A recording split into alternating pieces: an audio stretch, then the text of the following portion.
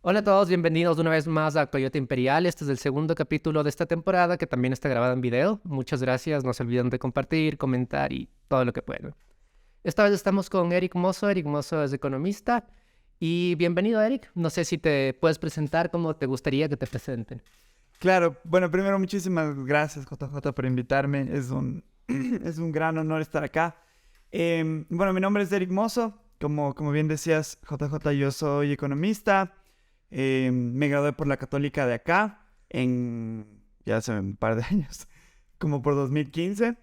Hice una maestría en Economía del Desarrollo en la London School of Economics y estoy aceptado en el primer año de doctorado en la Universidad de Cambridge, pero todavía no me sale la beca, así que no sabemos cuándo pase eso. Chévere. Pero ese es como mi... Ojalá que pronto. Sí, Bueno, Eric, como te decía, y la gente que ya ha escuchado esto es un programa no tanto de debate, sino para intentar entender las cosas como con preguntas y respuestas más extensas. de una. Y empecemos fuerte, así para que la gente se quede. Hace poco vi que estabas discutiendo sobre el dólar. Claro. Y normalmente, digamos yo que soy una persona que tiene como conocimientos básicos de economía, siempre había pensado que el dólar es una buena idea. O sea, como que no le veía los peros, ¿no? Como alguien me decía, pero ¿cuáles son los peros?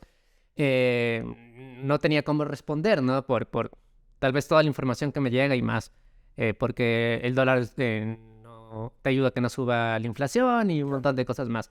Pero, ¿qué significa entonces tener una moneda que no es nuestra? Para empezar por ahí. ¿Y en qué podría ser bueno y en qué podría ser mal?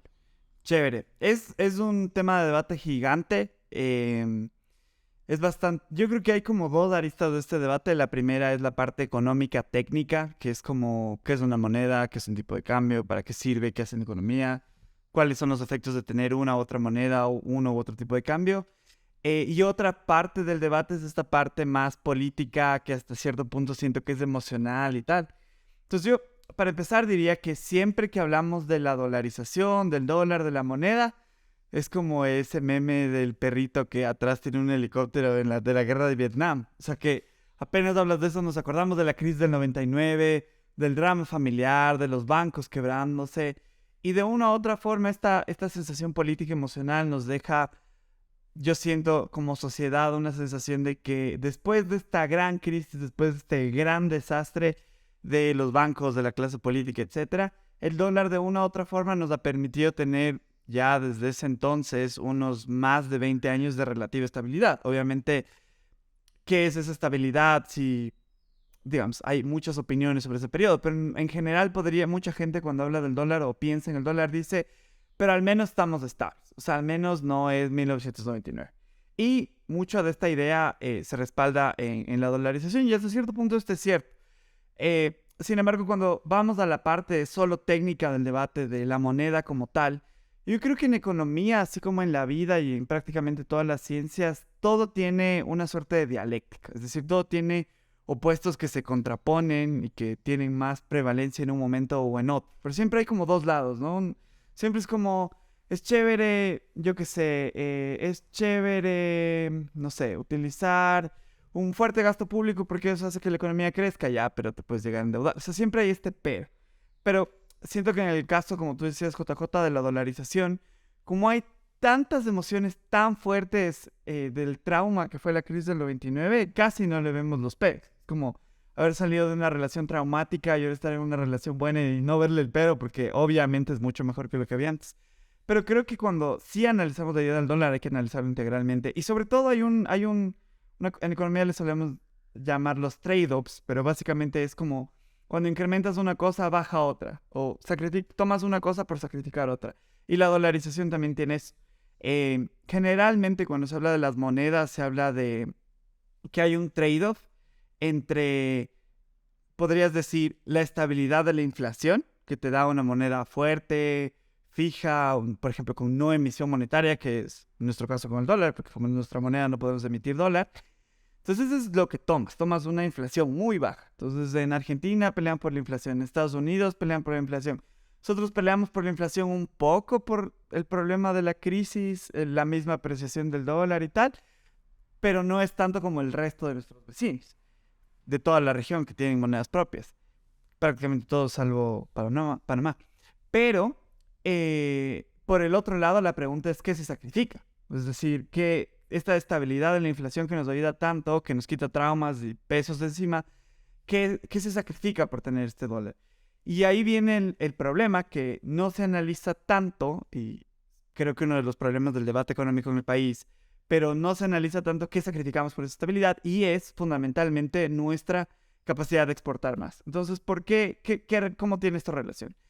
Las monedas tienen, como ya sabemos, tipos de cambio. Entonces, cuando me voy a inventar una moneda, no sé, el Bancor, digamos, que era una moneda que trató de hacerse en algún momento de la historia. Digamos que tú tienes $1 y dices, $1 se transforma a 2 Bancors, ¿no? Ese es el tipo de cambio de las monedas. Entonces, $1 se transforma a tantos pesos argentinos, a tantos cruceros, o lo que sea, o tantos euros. Ese cambio de las monedas son los tipos de cambio. Entonces, cuando un país deprecia su tipo de cambio, o su tipo de cambio se deprecia, es decir, su moneda se hace relativamente más barata respecto de las otras monedas, y eso puede ser con política monetaria, etcétera, puedes exportar más porque tus productos de exportación artificialmente, por esta depreciación, se vuelven más baratos para los otros países. Entonces, mucha gente antes, y todavía ahora, pero sobre todo antes, se preguntaba por qué cuando hay un problema como en 2015, por ejemplo, hubo una apreciación fuerte del dólar, en la que no tenemos nada que ver porque eso lo maneja la política monetaria de la Reserva Federal de Estados Unidos. Pero cuando se apreció fuertemente vimos estas grandes colas de gente yendo a comprar en Colombia.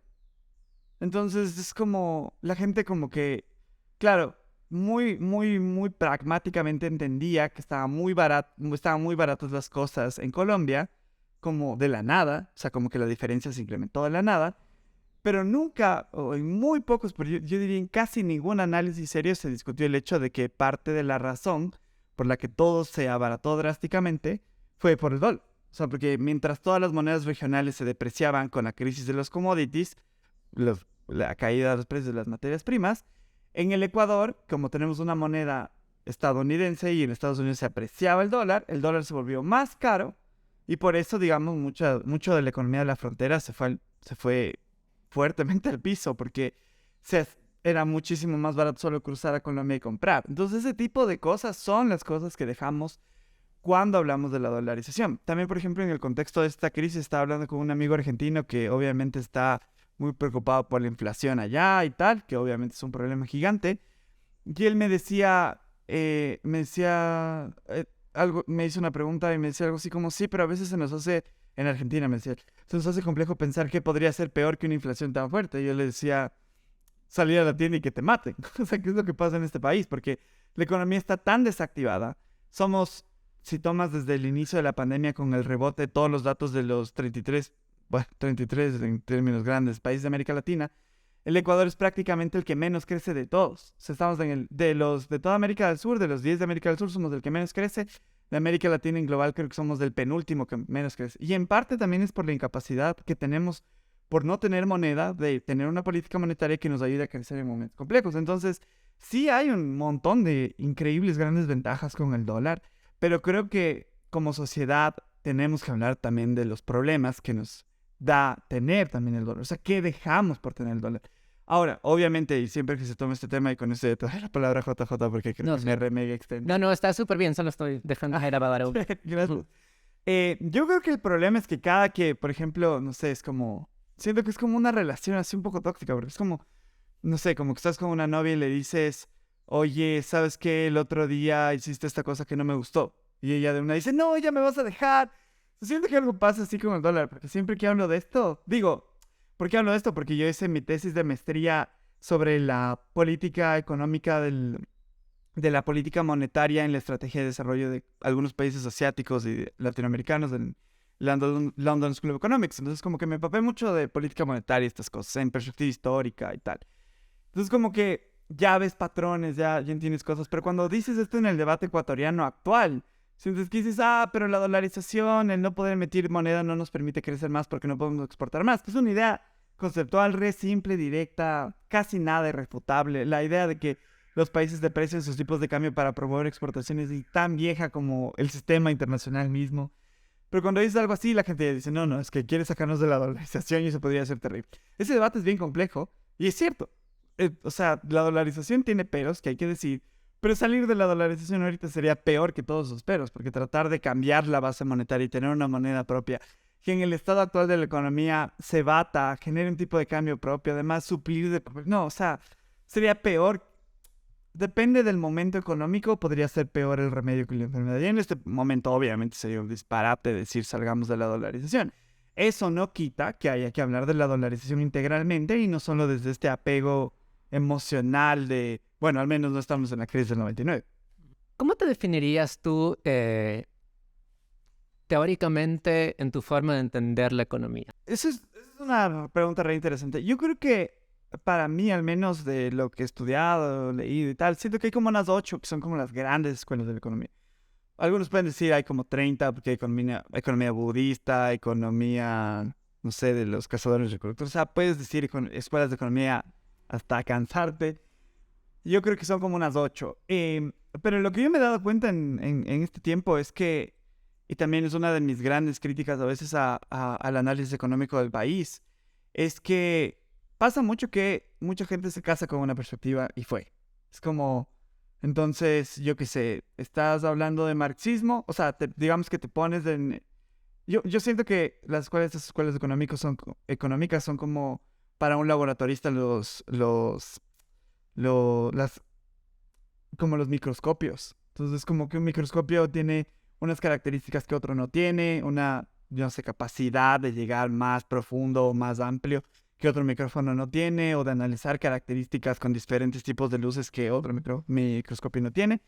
Y yo siento que es algo muy similar en la economía. Entonces, a veces, como volviendo al ejemplo, cuando te sitúas en una escuela económica, por ejemplo, el gobierno está situada en dos, me parece, la neoclásica y la libertaria austriaca. Entonces, cuando te paras desde esas dos perspectivas, entiendes el mundo desde unas dos perspectivas. Entonces, por ejemplo, ahí no cabe el análisis integral keynesiano, por ejemplo. Solo cabe la microeconomía del individuo y ya. Y todos los individuos son iguales, pese a que no sea así. En cambio, yo qué sé, si te metes al otro microscopio, que es el de keynesianismo, dices, no, es que hay agregados macro, y esos agregados macro son lo que hay que trabajar con yo qué sé, la política fiscal, la política monetaria. Bueno, eso no podemos hacer mucho, pero la política fiscal.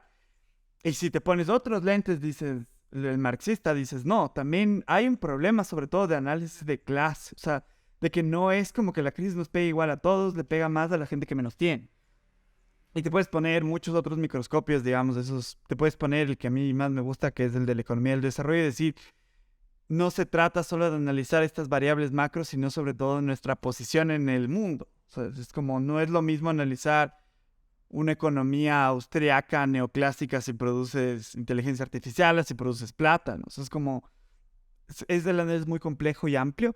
Y yo lo que creo es que a mí me gusta, digamos, a mí como me entiendo cuando pienso en todo esto es como heterodoxia a cierto punto, porque siento que solo la heterodoxia, la perspectiva heterodoxa o pluralista, pero más a la heterodoxia se entiende como tratar de situarte en estas perspectivas que dentro del mainstream económico son echadas de menos, ¿no? O sea, la economía del desarrollo está en la periferia, pese a que en el Ecuador es lo más importante de aprender porque estamos en desarrollo, no somos Londres o no somos Estados Unidos. Entonces, la perspectiva de la escuela de economía del desarrollo es esencial para nosotros, pero es de las marginales. Entonces, adoptar estas perspectivas marginales, no las dominantes, es como heterodoxo. Entonces, yo diría que como más me entiendo es como heterodoxo, pluralista, trato de incorporar siempre que pienso en estas cosas en estas otras escuelas, sin dejar obviamente de lado algunas ideas claves de las mainstream, pero también entendiendo que esas escuelas o esas teorías se escribieron en los países de la vanguardia capitalista y no en los rezagados como nosotros. De acuerdo, y eso me lleva a preguntarte, ¿de dónde viene esta escuela de la economía para el desarrollo y qué es?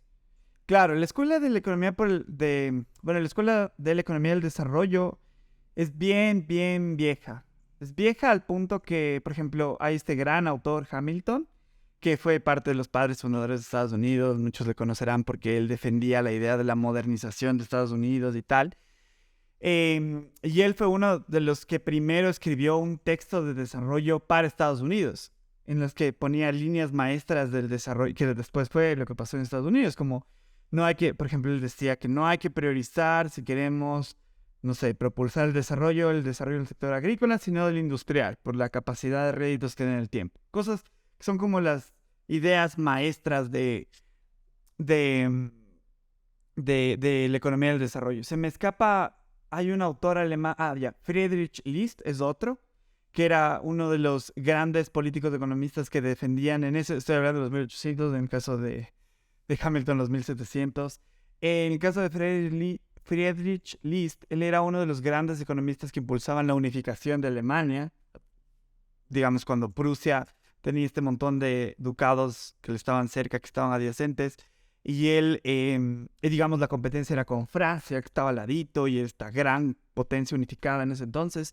Él defendía la idea de la unificación, bueno, sobre todo de la política económica y arancelaria de Prusia con estos espacios que después se constituyen en Alemania, que es algo similar a lo que ahora, por ejemplo, cuando pensamos en eso y ahora pensamos en qué hacer en América Latina y decimos que nos parecemos tanto y tenemos todo tan igual y tal.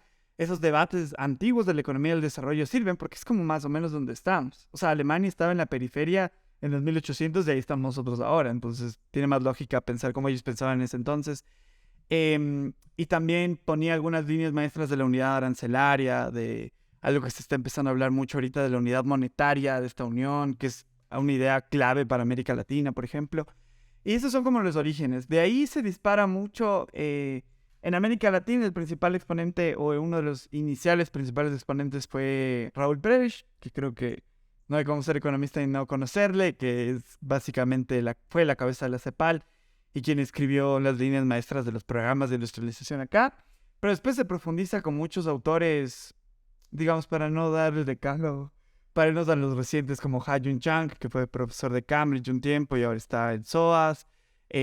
Muchos profesores, sobre todo de la economía inglesa, aunque hay otros, digamos, muchas otras universidades. Pero esos son como un poco los orígenes. Sí, de acuerdo. Y yendo un poco, como más explicado, ¿qué propone esta escuela? El análisis que a mí me encanta de la economía del desarrollo es que la economía del desarrollo no parte de decir, así funciona tu economía y así debería funcionar, como tú eres país X, eres Zambia, y esto es lo que debería hacer para desarrollarte ya. Como lo que eso sí hacen perspectivas como la keynesiana, la neoclásica, o ya parten de análisis como de países ya desarrollados.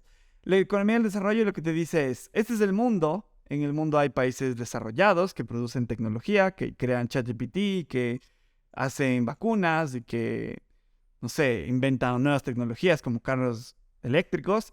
Y estos son los países desarrollados. Y hay otros países que son los no desarrollados, que son los que básicamente producen materias primas y las exportan, producen muy poco valor agregado o tecnología. Y estos tienen estas características. La economía del desarrollo dice, este país que no está desarrollado, o los países que históricamente no han estado desarrollados, porque en su momento Estados Unidos no ha estado desarrollado, Alemania no ha estado desarrollada y tal, Japón no ha estado desarrollada, ¿cuáles son las políticas que deberían implementar para, en inglés se le dice el catch up, en español sería el alcanzar? ¿Cuáles son las políticas que en el contexto de estas relaciones de estos países deberían implementar para alcanzarles a los desarrollados? Y lo que siempre pasa es que estos países les alcanzan y después les superan. O sea, es como Estados Unidos empezó a tener políticas para alcanzar a Inglaterra y después les superó. Alemania tomó políticas para alcanzar a Francia y después les superó. Japón tomaba políticas para alcanzar a todas las potencias occidentales que le habían atacado, pero para alcanzar a China y le superó en su momento. Y después China tomó políticas para alcanzar a Estados Unidos y ahora le está superando. Entonces, a mí me encanta este análisis porque es más integral. O sea, no te dice eres una isla en el mundo y esto es lo que tienes que hacer, sino considerando el contexto de las fuerzas económicas globales, qué es lo que puedes hacer, qué es lo que históricamente han hecho los países para pasar el charco, digamos, del desarrollo.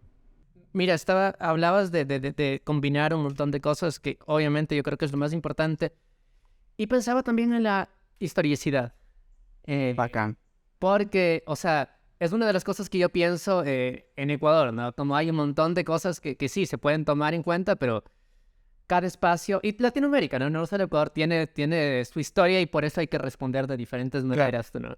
Entonces, ¿qué peculiaridades crees que hay en el Ecuador para lograr esta economía del desarrollo? O sea, sobre todo yo pienso en la colonia, ¿no? En la colonia y ¿en qué más? Yo creo que la historia es esencial. Primero, el análisis de las ciencias sociales, la historia es, para mí, casi todo, porque el problema es que, bueno, no todo, pero mucho, mucho. Porque el problema es que a diferencia de un biólogo, de un genetista, por ejemplo, que puede agarrar 100 ratones blancos igualitos, todos genéticamente, y hacerles alteraciones para ver qué pasa si haces algo, cuál es la diferencia entre todos. En economía no puedes hacer eso porque no tienes el equivalente a 100 ratoncitos que son 100 países y haces tres cosas distintas de a ver qué pasa y así sacamos la teoría de lo que es mejor. Lo único que tenemos nosotros para analizar eso es la historia. Es como esta política funcionó aquí y funcionó acá y funcionó acá. Entonces hay un patrón y deberíamos entonces pensar en cuál es el patrón cómo ese patrón nos enseña cosas que podrían servir ahora. Y eso solo lo ves en la historia. Entonces yo creo que tomando el patrón del desarrollo y sobre todo con la literatura que salió en los últimos años, que me parece, siento que en los últimos 4 o 5 años ha habido un desarrollo, una síntesis súper potente, sobre todo a nivel de análisis de datos en desarrollo. Creo que hay algunas ideas que son como, claro, o sea, aquí es como, es bien difícil cuestionar su validez, como funciona más del 99% de los casos, es muy probable que vaya a funcionar aquí. Hay políticas que funcionan más del 99% de las veces, entonces la probabilidad de que funcionen también aquí para desarrollarnos es extremadamente alta, digamos, por no decir total, pero casi todo. Entonces hay políticas, digamos, que es como hay que tomar la primera, o una de las primeras es, por ejemplo, la estimulación temprana. Pocas variables en economía tienen una correlación tan alta con el desarrollo de largo plazo como la estimulación temprana. No tienen una tan alta los estudios secundarios, universitarios, la maestría, el PhD incluso, como la estimulación temprana. Y la respuesta es bastante clara, me parece a mí. El desarrollo básicamente está marcado por la idea de la ventaja tecnológica, ¿no? Si mañana, yo que sé, en Ecuador, por alguna razón, inventamos la máquina de teletransportarnos y no compartimos la patente y nos la quedamos, nos vamos a hiperdesarrollar porque vamos a poder incrementar cualquier variable económica porque vamos a poder teletransportar cosas. Y como se dijo ahí, por desarrollo tecnológico. ¿Y qué es lo que produce el desarrollo tecnológico? Las cabezas de las personas. La capacidad de procesar información, obvio también qué tanto acceso a tecnología tienes, más ahora con inteligencia artificial y tal, pero sobre todo las neuronas de la cabeza de las personas. ¿Y cuándo se desarrollan más las cabezas de las personas? De los 0 a los 3 años, después de los 3 a los 5 años, de los 5 a los 7 y de ahí ya son de su baja. Por ejemplo, la capacidad de comprensión conceptual a los 14 años ya está prácticamente determinada para el resto de tu vida. Entonces es como la estimulación temprana, pero intensa, casi no hay nada más comprobado de que eso es lo que más ayuda al desarrollo, por ejemplo. Y ya, es como si lo hacemos, muy probablemente en 20 años veamos los resultados. Claro, esa es una política, por poner un ejemplo. Claro, ¿no? Y te iba a decir que cada vez aumentan un poco esto, en vez de disminuir, ¿no? Creo que antes teníamos como 1 de cada 4 niños tenían desnutrición crónica y ahora creo que es del 25% y ahora creo que es del 30%. Claro. O sea, como en vez de disminuir está aumentando. La pandemia fue un golpe durísimo. También la falta de crecimiento después del país, pero la pandemia fue un golpe terrible, claro. Para la disrupción educativa y tal, sí.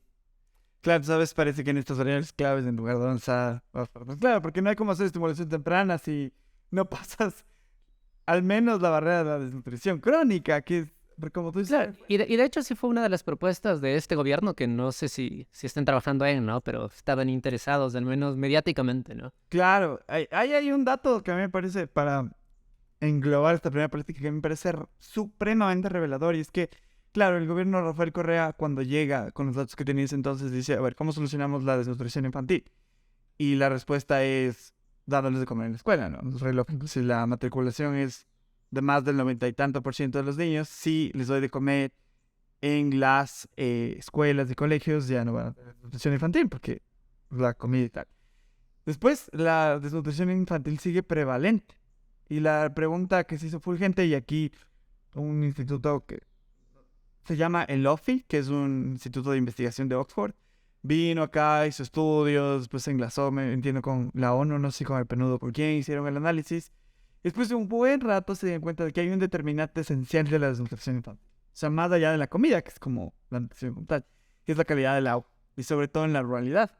O sea, ahí fue, claro, y esto se cachó, digamos que el estudio del OFI de Oxford, claro, fue me acuerdo que fue como en 2016, quizás. Entonces, claro, ahora el programa es cómo poder cómo poder arreglar la desnutrición infantil desde mejorar la calidad de las fuentes hídricas. Ya hay un debate gigante porque ya hay una cosa que no sé, que creo que debemos debatir más, y es que la competencia de las fuentes hídricas no es nacional. O sea, en muchas zonas es descentralizada al grado de alcaldías, juntas de agua, etcétera. Entonces es un problema complejo y que, claro, no, o sea, es ahora prioridad del Estado como tiene que ser, pero mucho más si ya cachamos cuáles son los problemas principales, pero es complejísimo, claro.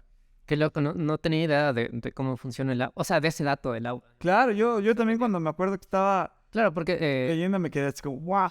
uno creería, por ejemplo, que en el páramo hay un agua así como súper buena, pero tal vez no tiene los nutrientes necesarios o está como contaminado. No tengo idea. Claro, yo hacía ese pormenor, ese detalle tampoco. Ajá. Ya, hemos estado como súper abstractos, que me gusta un montón. Y ahora hablando ya, ¿no es cierto?, de lo que vivimos.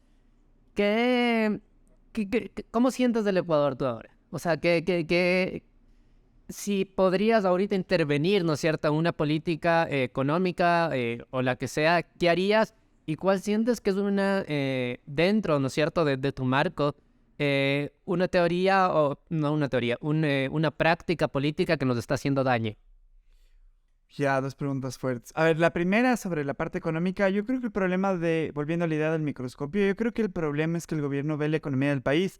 Ya, muchos dirán desde sus intereses propios, quiere fortalecer la banca, que desde su familia, su cuñado, su hermano, o sea, sí, todo eso puede ser, es como parte del análisis político, pero yo creo que en la parte económica, ya viendo el hablar, o sea, qué dicen sus ministros, qué ha dicho su equipo en el tiempo y tal, yo creo que hay un error porque ellos tienen uno o dos microscopios, como te decía. O sea, es como, tienes una realidad extremadamente compleja y tienes 20 microscopios para entenderla y ves la realidad en dos. Entonces, obviamente no vas a ver toda la realidad y como no tienes suficiente información de la realidad, no vas a tomar las mejores decisiones porque te falta información o capacidad de procesar esa información en el microscopio. Si ellos tienen dos, que son las dos banderas de Ecuador Libre, las dos banderas teóricas y perspectivas de la economía que tienen desde Ecuador Libre, que son la economía neoclásica y clásica en algunos casos, porque cita mucho a Ricardo, y tienen la idea de la economía ya libertaria en muchos casos. Entonces, cuando veíamos la idea de cómo iba a solucionar Lazo todos los problemas del país en los primeros 100 minutos del gobierno, era hay que bajar el Estado y tal. Pero yo creo que el principal problema es de orientación, porque hay muchas otras escuelas, volviendo a estas que analizan la realidad más integralmente, como el keynesianismo incluso, o la economía del desarrollo. Por ejemplo, cuando piensas la economía en agregados y piensas por qué no crecemos, o sea, por qué cuando ves estos datos dices por qué somos uno de los países que menos crece, en una buena medida es porque se crece, porque se mete dinero en la economía y se dinamiza la economía. Entonces, esa es la idea de la demanda agregada del keynesianismo. Entonces, cuando sube la demanda agregada, porque la gente tiene más dinero en los bolsillos, demanda más y las empresas empiezan a producir más. Lo que ahora pasa es que muchas empresas no crecen mucho porque la gente no tiene dinero, porque primero hay una oleada migratoria, ahora hay menos gente en la economía, pero aparte hubo una ola de despidos en la pandemia que se profundizó con las políticas del gobierno de ese entonces y que no tuvo un rebote fuerte. O sea, si vemos ahorita las cifras de empleo, habría que hacer el análisis más pormenorizado, pero cuando vemos que se mejora mucho, o la principal parte por la que se mejora, porque no se mejora mucho, es porque hay menos gente en la economía. Entonces, obviamente, mejora la tasa de desempleo y muchos de los desempleados se van. Pero habría que analizar en detalle para ver todas las causales, Sí, pero... ¿puedes explicarnos un poquito más de eso? ¿Por qué mejora? Claro, o sea, ahorita el gobierno se premia de decir que la tasa de desempleo está cayendo sólidamente.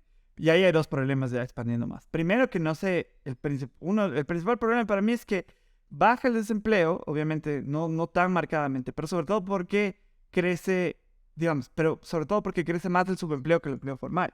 Y es un primer gran problema, porque el subempleo es la gente que no está afiliada al IES, que no tiene un salario a veces ni mínimo, o que trabaja por el mínimo 60 horas a la semana. O sea, es como la economía informal es re compleja, ¿no? O sea, no es tan, por ejemplo, si Le preguntas a una persona si es que, yo qué sé, tiene o no trabajo y te dice que vende caramelos en la calle y te dice, bueno, sí trabaja, pero no es como un trabajo formal, es un trabajo, a veces lo definen como un autoempleo, pero digamos de condiciones precarias, un jornalero del campo, puede decir que está empleada, pero un empleado un día a la semana, entonces no es un trabajo que le hace tener suficientes recursos como para que la demanda del país se incremente. Entonces es un problema.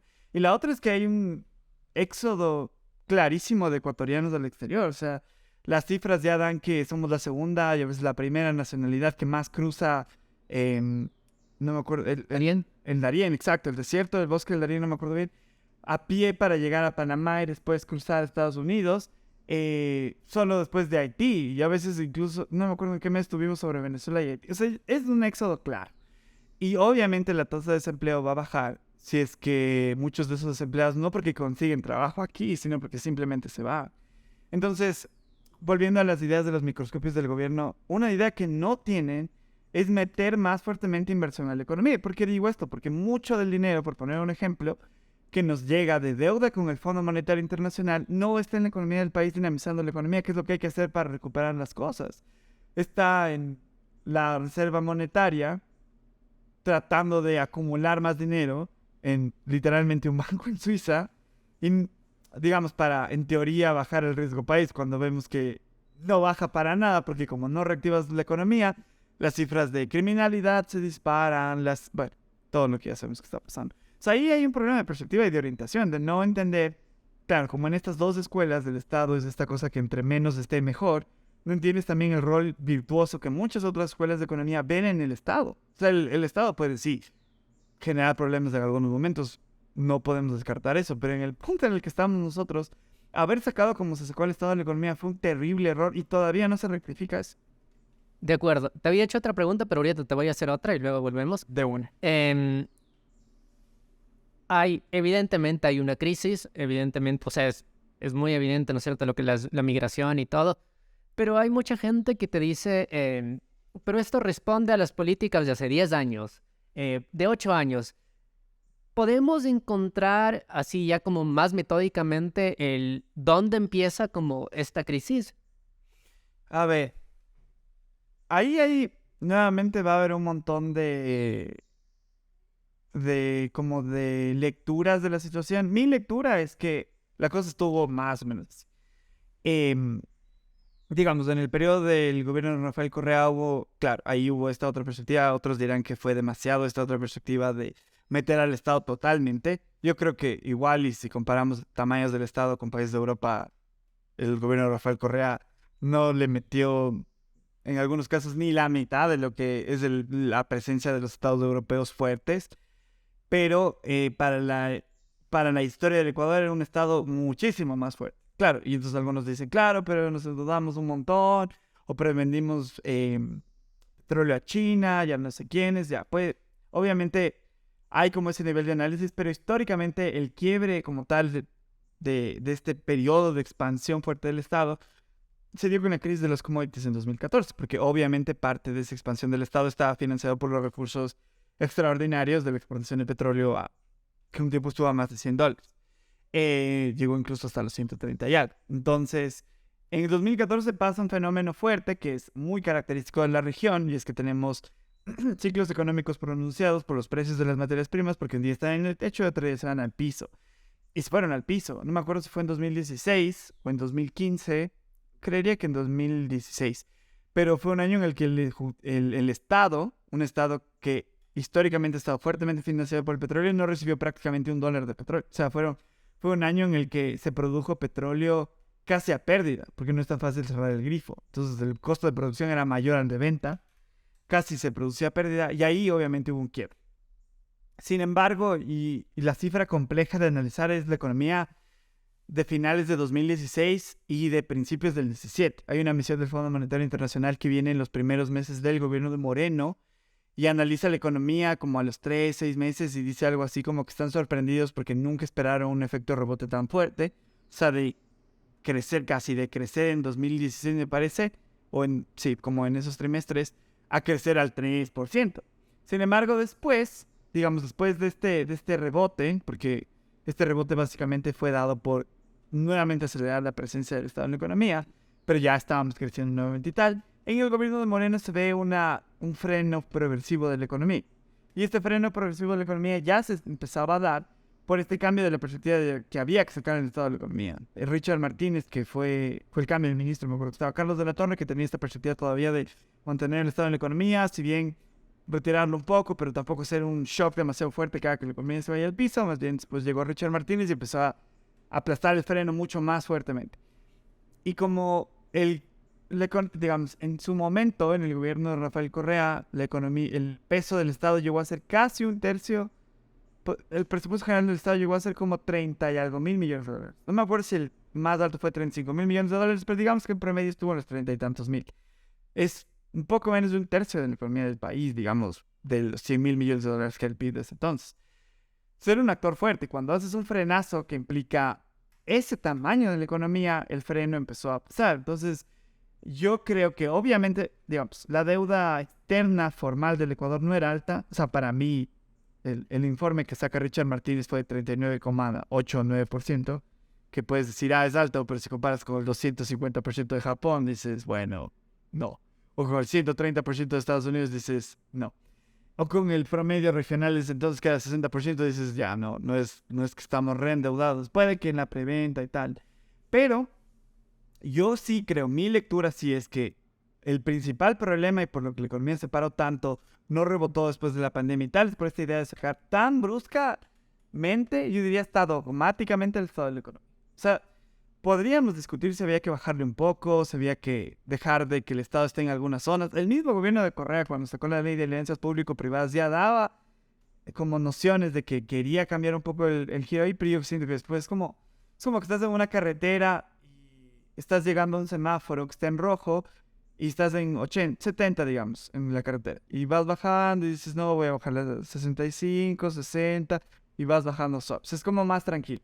Pero yo siento que lo que pasó es que estábamos yendo, ya, para poner otro número, estábamos yendo 80, algunos dirán 121, estábamos yendo 80, y de repente el gobierno de Moreno le empezó a bajar a 70, y después al final el Moreno y ahora Lazo dijeron, no, ya estamos a 70, es mucho, y le pegaron un frenazo a cero, y nos rebotó. Y ese golpe es lo que estamos viendo ahora. Yo tengo esa lectura de lo que está pasando.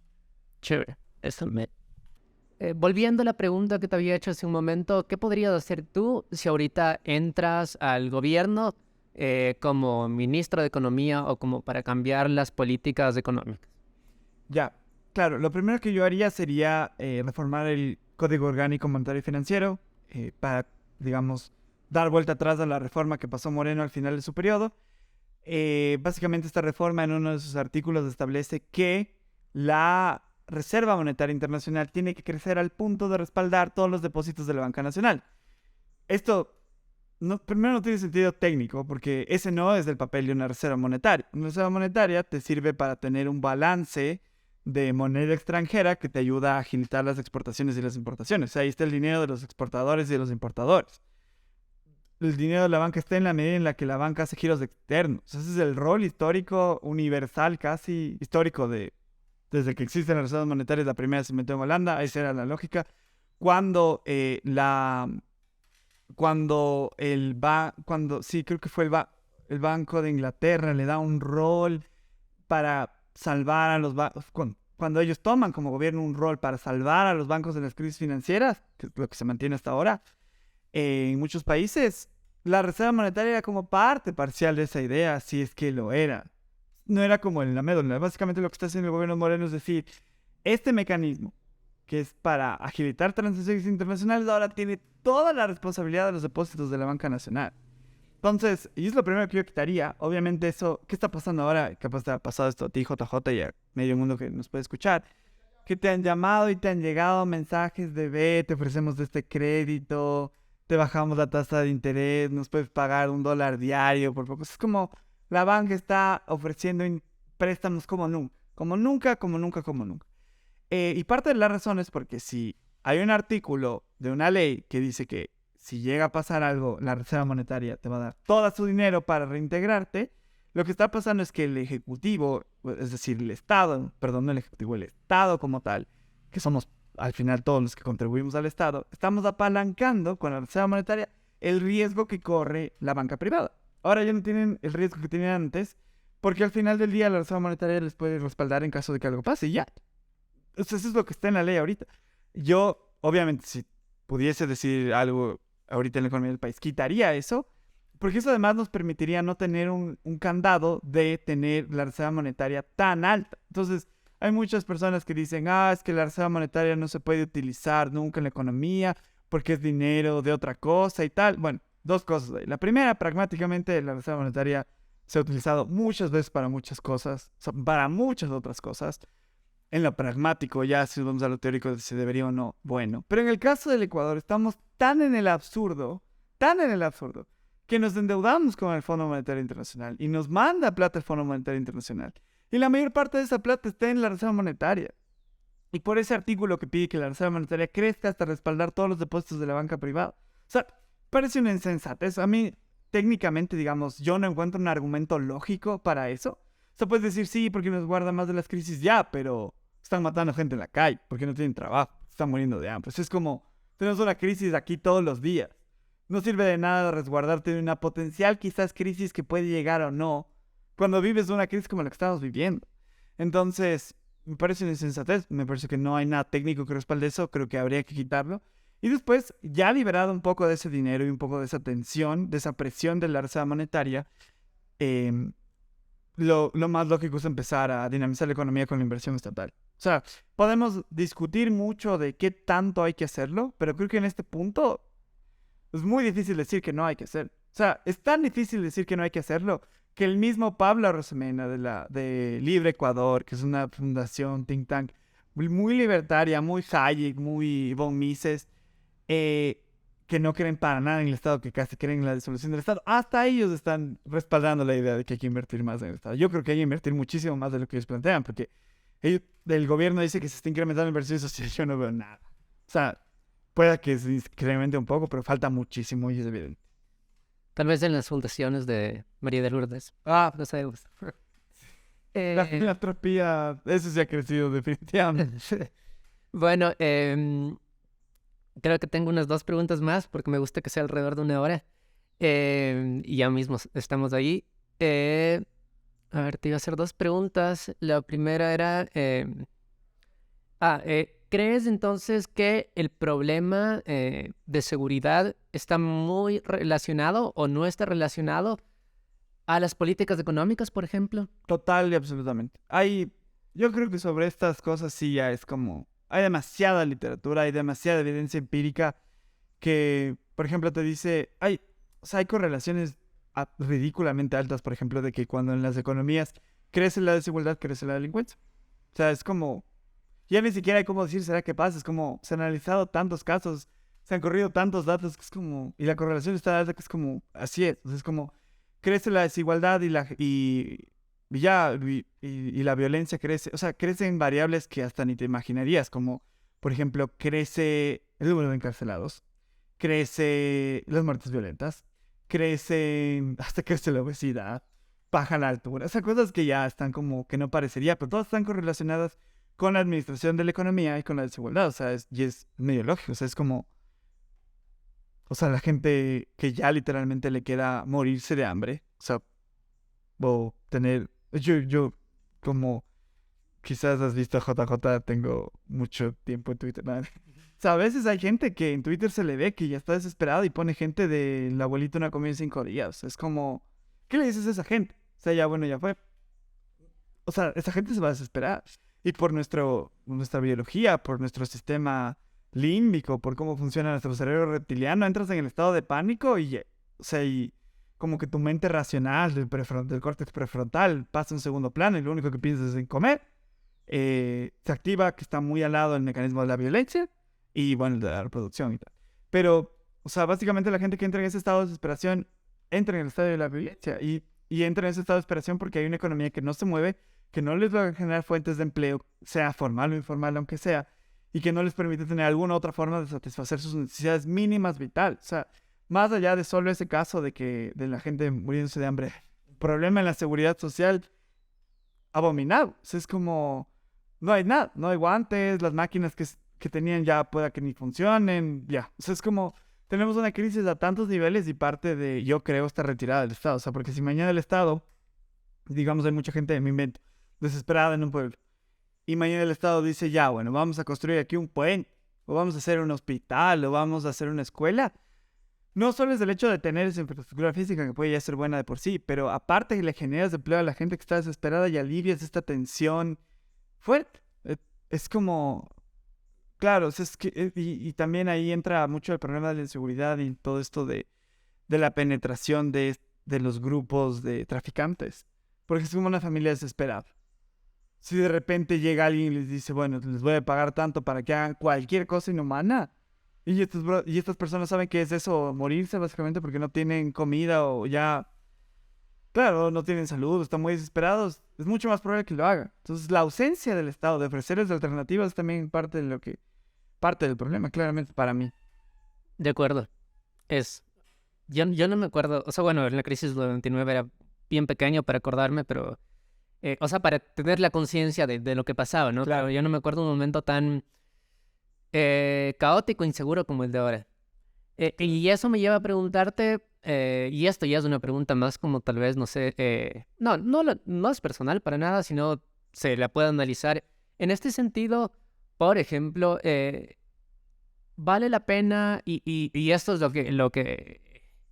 lo que se discute mucho en Twitter, sobre todo después del video que sacó Lazo, ¿vale la pena sacar a Lazo? O sea, ¿vale la pena? Porque claro, el argumento es como, no, vamos a perder institucionalidad, pero ya no tenemos tanta Claro. institucionalidad. Entonces, ¿qué significa sacar o encontrar una solución al primer mandatario, ¿no? Claro.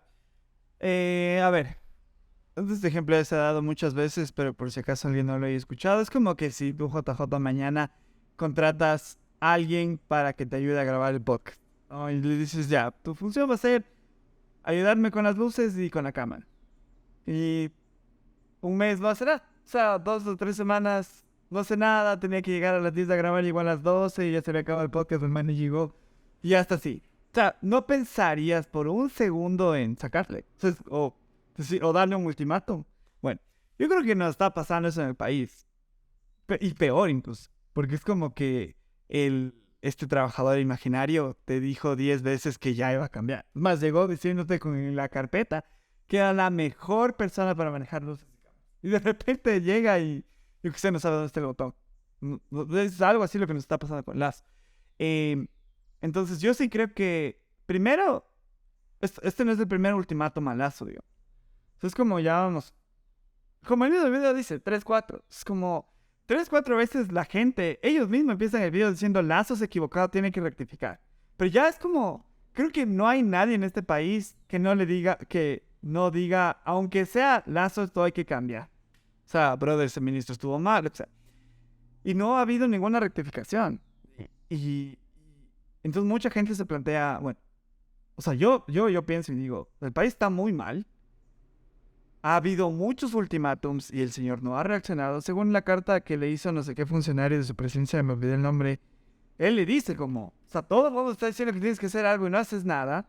O sea, si ya ves de eso y dices, y le faltan 2 años, va 22 meses, le faltan 26. O sea, si sabes que le falta más de lo que ya va y el problema puede empeorar muchísimo porque ya son muchos ultimátums. Yo diría, sacarle suena fuerte, pero continuar con el juicio político es válido. O sea, volvamos a los principios de la democracia liberal en la que vivimos.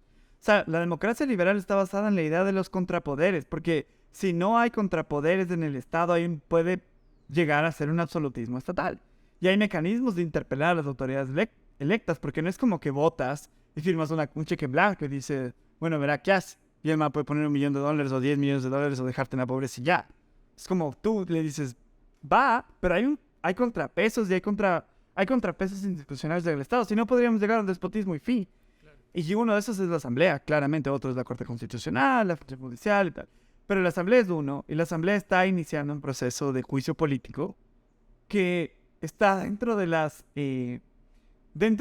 los principios de la democracia liberal. O sea, claro, a mí lo que me molesta de ese video mucho es que se tuercen los conceptos de una manera atroz. O sea, llamarle golpe de Estado algo que ni es golpe y que parte del Estado. O sea, no le puedes golpear al Estado cuando sale del Estado esta moción. Y no es un golpe porque es un mecanismo institucional, o sea, que se pensó desde la Revolución Francesa. O sea, es como lo contrario. O sea, decir que este mecanismo no es válido es apuntar al absolutismo estatal. Claro, es lo más democrático. Es lo más democrático, porque no solo votamos por Lazo y le dimos un cheque en blanco. Por quien sea aquí y quienes nos escuchen votado por la Asamblea, también votamos por ellos. Y ellos también les dimos unos poderes constitucionales y uno de ellos es hacer un juicio político al presidente. Porque ya, pues es como no sé, un estudiante que no va a clases, ¿cómo le pasas de año? ¿Me cachas? Es como, y si no, mismo reacciona, o sea, porque no es la primera vez, no es ni la segunda, ni la tercera, ni la cuarta vez que se le da este tipo de ultimátums al presidente. O sea, el presidente acaba de salir de una consulta popular en la que las preguntas estaban ya, o sea, no me acuerdo si fue la primera pregunta, pero básicamente la pregunta era, está en contra de la gente mal, o sea, está en contra de los narcotraficantes. O sea, ya era como, y aún así, pese a que podamos discutir si algunas preguntas eran válidas y tal, perdió abrumadoramente. Entonces, si ya con un ultimátum de ese tipo no se ven cambios, porque no se ven cambios, yo creo que activar estos mecanismos constitucionales es súper legítimo. Ahora, bueno, y después hay muchos debates, como asume Borrero, ¿y sabemos que cómo van a cambiar las cosas? No sabemos, pero por cómo está el escenario, hay más probabilidades que con las... Es re complejo. Sí, no, o sea, sobre todo por la imagen de Borrero, ¿no? No. Claro, puede que no haga nada, pero dices nada versus todo lo que está haciendo Lazo. Sí, ajá. No, sí, estoy de acuerdo. Yo también estoy de acuerdo a seguir con el juicio. Creo que es lo más democrático también. Y sí, ¿no? Es como súper interesante el tema de la democracia, que hay gente que entiende la democracia como elecciones, ¿no? Y es mucho más que eso. Claro, es mucho más que eso. Ajá, eso. Mira, como te dije, ya para irle cerrando, estamos ahorita cerca de los 55, creo. ¿Hay algo más que quieras agregar? ¿Algún tema específico que sientes que se te escapó, que no te hice una pregunta o algo de lo que quisieras hablar? No se me ocurre nada ahorita, sí lo pensé hace un momento, pero ya no se me ocurre ahorita.